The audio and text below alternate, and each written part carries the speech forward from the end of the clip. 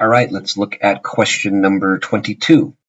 A Ferris wheel is 45 meters in diameter and boarded from a platform that is 1 meter above the ground.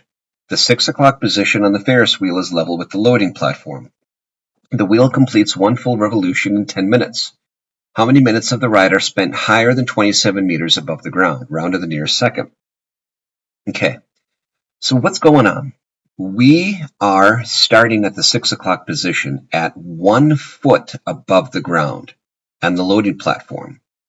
And then as we go up, as the Ferris wheel goes up, we're going to be rising up to 46 meters. Why 46? Because my Ferris wheel is 45 meters in diameter, but I'm a foot above the ground. So at this point here, I'm 46 feet above the ground. And then at 10 minutes, I'm back here. So at 1, 2, 3, 4, 5, I'm at its highest point. And at 0 seconds and 10 seconds, I'm back to the low point. So the graph, to the best of my ability, something like that. And what we are trying to come up with is there is a height of 27. And that height is going to be something similar to this, where this value here and this value here are above this line. So I need to find out what this x value is here, this value, and I need to find out what this value is right here. So we're going to use the sinusoidal function. We're going to model this as a sinusoidal function to see if we can get what this value is and what this value is. So let's go ahead and do that. So again, we are starting at its low point. So this is a negative cosine function.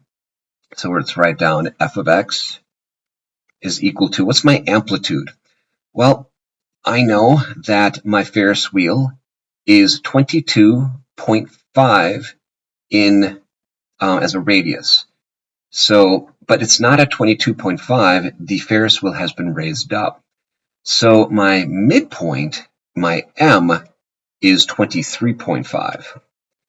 My radius, which is at 22.5, that is my amplitude. So negative 22.5 times cosine times bx. Now what's my period? Well, my period is 10 minutes.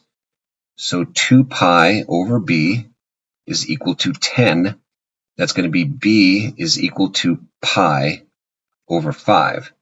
So I have pi over 5. And what's my phase shift? I don't have one. I'm starting right here at x equals 0. So I don't have a phase shift. And what's my midline? I just said 23.5. Okay.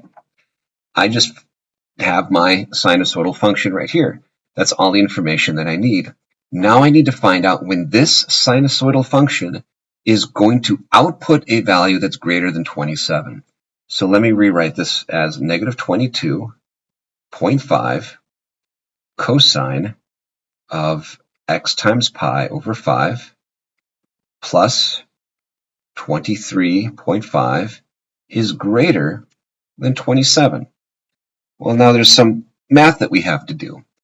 27 minus 23.5 is 3.5. And divided that by negative 22.5 is going to give me cosine of x times pi over 5 is less than, I divided by a negative, 3.5 over 22.5. And that's a negative value because I divided both sides by a negative value. This can be rewritten as negative 7 over 45. And I know that because 5 goes into 35 7 times and 5 goes into this 45 times. This is probably an easier fraction to deal with. So I'm going to write out this in the following way. Now we need some explanation because now we need to find out, or we need to understand where to go from here. Let's do a couple of things. Let's kind of clear the air. I am looking for an x value where when I take the cosine of this theta, I want that value to be less than -7/45. I want its output to be here. That's where I want my output to be. In addition to that, I also would like to know what this value is here as well. So I need to know what this value is. And I will get that if I actually were to solve for x in this case. But I also need to know what this value is. And how do I get this value? Well, we need to understand a couple of things. Number one, where is this value in relation to 2 pi? And where is this value in relation to 2 pi? Remember, 2 pi and 0, when it comes to a cyclic function, have the same values. Okay, when we have a complete cyclic value for a cosine function, whatever was 0 and whatever is 2 pi is the same. This number is a distance from my x equals 0, and this value we can say like is x sub 1. There is this particular value here as well at 2 pi. And this value is also x sub 1. They are the same because of the property of a cosine. This has equidistant from this. This value here is equidistant from 0, as this value here is equidistant to 2 pi. It's just the property of a cosine function. If I know that this point is equidistant to 0, as this point is equidistant to 2 pi, then I can actually take this value and I can rewrite it in a different way. I can look at it in this fashion. I need a theta value that when I have that theta value and I take the inverse cosine of that and I get -7/45, I can use that value and then 2 pi minus that value, and that will give me my boundaries. Let me show you. There is a theta, cosine theta, that when I find it is going to equal -7/45.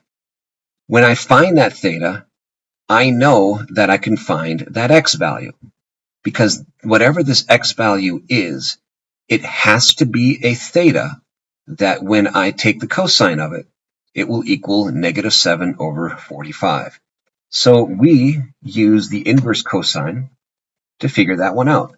7 divided by 45, take the negative value of that, and take its inverse cosine function, making sure we're in radians, and that's 1.727.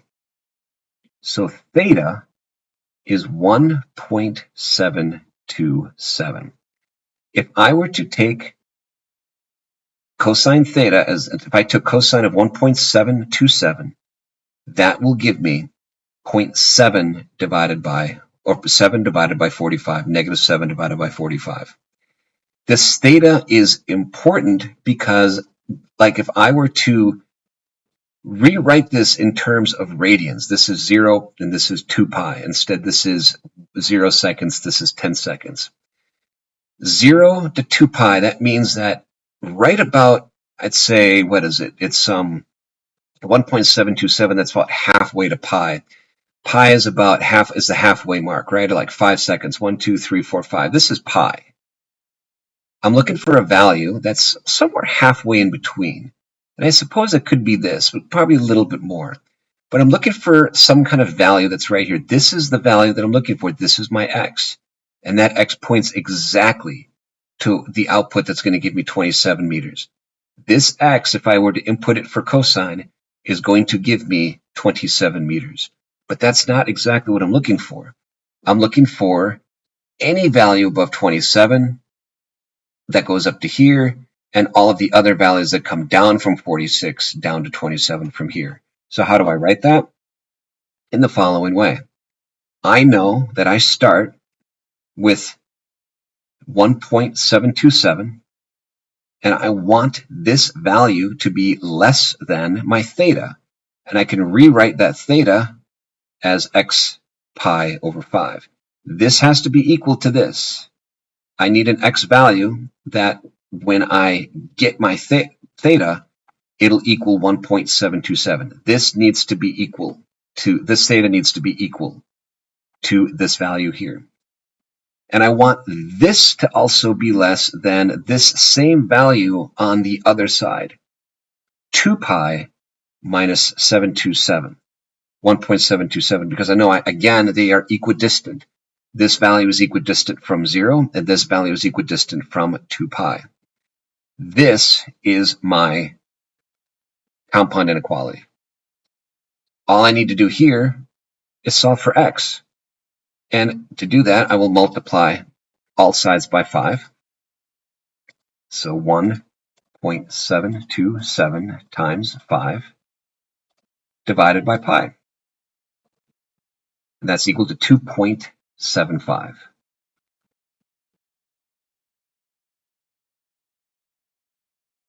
Not equal to, just less than. And I'm going to do the same thing over here.